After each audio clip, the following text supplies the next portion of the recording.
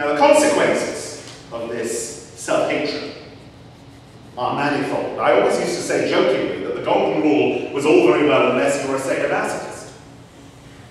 Do unto others as you would have them do unto you. Be strength. But the truth is, we sometimes behave a little like sadomasochists. We have distorted and been cruel to ourselves. We have abused ourselves and allowed ourselves to be abused by others. We have formed a low opinion of ourselves. We have hated ourselves, and we can't blame it all on other people because we see ourselves, we know ourselves, we feel ourselves in our own skin.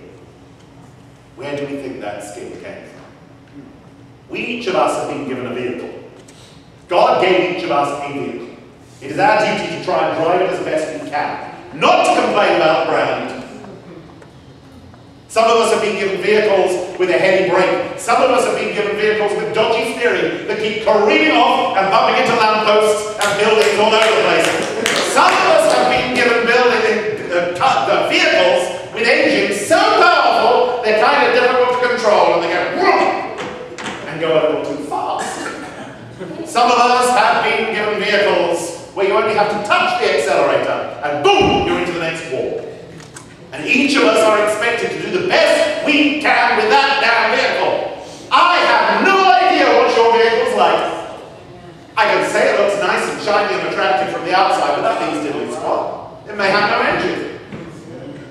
What I'm saying is that it is not the choice of each and every one of us to second guess God and God's design in making us as God made us. It is not my right or my privilege to complain in that respect about what I've not been given. It is my right and privilege to treasure what I have been given as something unique, something extraordinary, something rich and something strange, and not something that has come off the Detroit assembly lines. Now,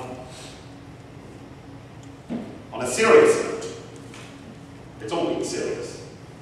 I want to talk to you a little about those consequences. Nick has, I'm stealing a line that Nick actually originated. He was reading Genesis and it hit him like a bolt between the temples.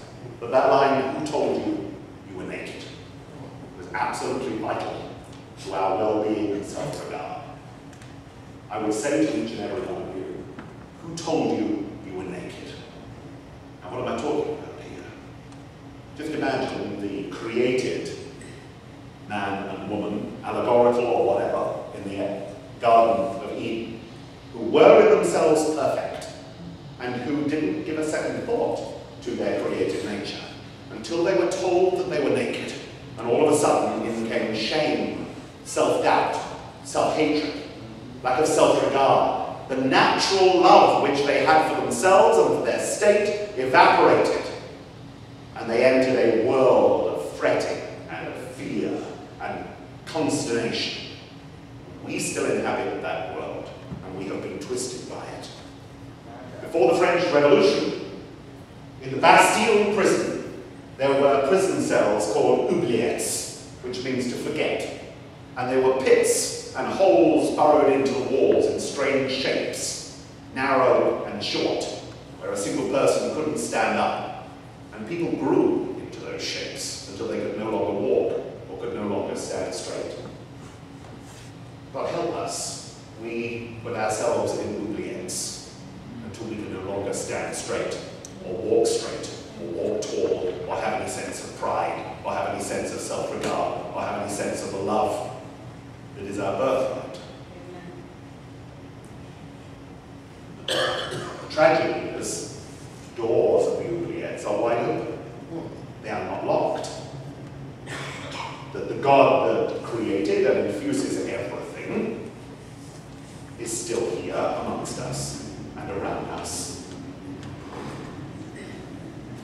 Now I'm going to break off for a second because I want to give a round of applause. Because I see Lanny's just come in.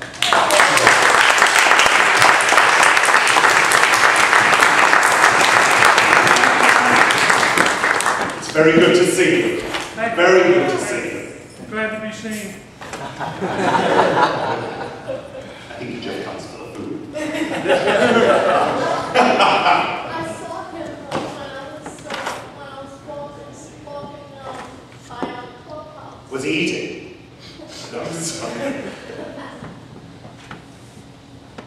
I want, if anything else, to be able to speak today and for you to think about this idea of self-love. And think of it as a wellspring from which the whole Christian imperative comes. The whole system of Christian ethics and morals, and not just Christian ethics and morals, but the ethics and morals of faith systems around the world is based upon this as a basic precept. That it is the regard we have for self that is a benchmark for how we treat everybody else. That if we treat ourselves appallingly and we are being asked to treat others as we would be treated ourselves, it's meaningless. It's defunct. When we are told to love our neighbour as we love ourselves and we hate and detest ourselves, it is no wonder we mistreat our neighbour appallingly. This reaction I was telling you about, the whole Boer War thing, you know what I'm getting at. For better or for worse, by good people, $1 trillion have been spent since 2001 in reaction to those terrible, terrible, wicked attacks in New York. $1 trillion, $1 trillion of your dollars, your money, money desperately needed. That's this year alone, the financial year of 2011 will be $82 million just for the city of New Orleans. That would pay for 2,700 police officers for 1 year. 23,714 people receiving low-income health care for 1 year. 24,000 scholarships for university students for 1 year. That's how you love yourself. That's how you have regard for yourself. You treat yourselves properly. And here's the thing. All these things are done with your consent. I've seen situations where consent is not there. You can see it in France almost every year. The Prime Minister will try to do something, and they are up on the barricades. They are up in arms. They are on strike. They are on the streets. They are not going to be pushed around by people who say they have their best interests at heart. Do you know, they don't have their best interests always at heart. They sometimes do. They frequently think they do. But things are done in our name by consent. Yours, and to a lesser extent mine, because I don't count, I can't vote. I can just be loud and a nuisance, but I can't vote. It's done with your consent. And ultimately, what you don't object to, you approve of. How do you think Jim Crow lasted for so long? Loads of people approving of it. You know, when Virginia versus Loving came, something like 80% of the American population disapproved of interracial marriage. It was those activist judges again.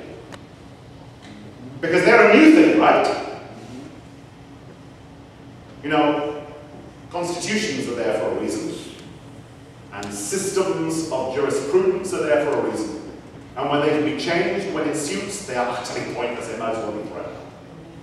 The concept of somebody being in jail without ever being charged for 7 years or 8 years is obscene and disgusting, whether it be in America, or whether it be in Saudi Arabia, or whether it be in Cuba, or whether it be on American territory in Guantanamo Bay. It is obscene, and it demeans millions of people, 300 million people, all around the world, merely by its existence. It is a recruiting cry for every fanatic that's out there. Now, I've talked about the Boer War, and before I end, I'm going to talk about another conflict, which was a Malay insurgency in the late 1940s. On the Malay Peninsula, which was then a colony, and there was a communist insurgency.